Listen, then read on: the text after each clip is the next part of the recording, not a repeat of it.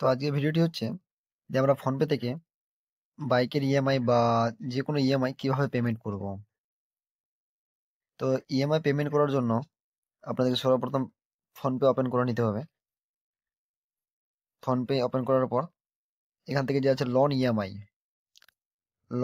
যে অপশনটি আছে, এখানে লোন ইএমআইতে ক্লিক করতে হবে।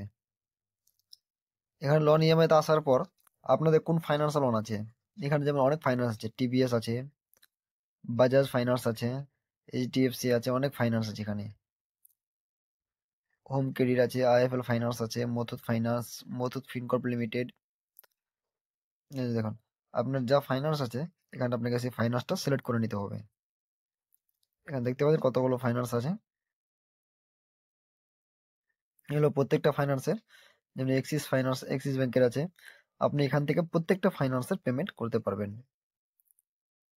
প্রত্যেকটা ফাইন্যান্স পেমেন্ট করার জন্য আপনার লোন নাম্বার বা যে আইডি নাম্বার, সেই আইডি নাম্বারগুলো লাগবে। এখান থেকে অনেক ফাইন্যান্স আছে, এগুলো সমস্ত এখান থেকে পেমেন্ট করতে পারবেন।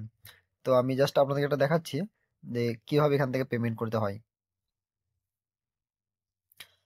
তো এখানে যেমনি টিভিএস ক্রেডিটের আছে একটা লোন নাম্বার দেওয়া, তো আমি এখান থেকে চলে আসবো। এখান থেকে পেমেন্ট করার জন্য যে অ্যামাউন্ট আপনার থাকবে, সেই অ্যামাউন্ট এখানে আপনাকে দিয়ে দিতে হবে। আপনার যে অ্যামাউন্টের ইএমআই আছে সেই অ্যামাউন্টটা দেওয়ার পর এখানে প্রসিড টু পে, প্রসিডটিতে পে করার পরই আপনার যা ফাইন্যান্স আছে এখান থেকে টাকা কেটে আপনার ফাইন্যান্স অ্যাকাউন্টে টাকা চলে যাবে বা আপনার ইএমআই পেমেন্ট হয়ে যাবে। তো আপনারা ফোনপের মাধ্যমে খুব সহজেই বাড়িতে বসে পেমেন্ট ইএমআই পেমেন্ট করতে পারবেন এইভাবে। ভিডিওটি ভালো লেগে থাকলে অবশ্যই লাইক ও কমেন্ট করে সাবস্ক্রাইব করে পাশে থাকবেন। Thank you.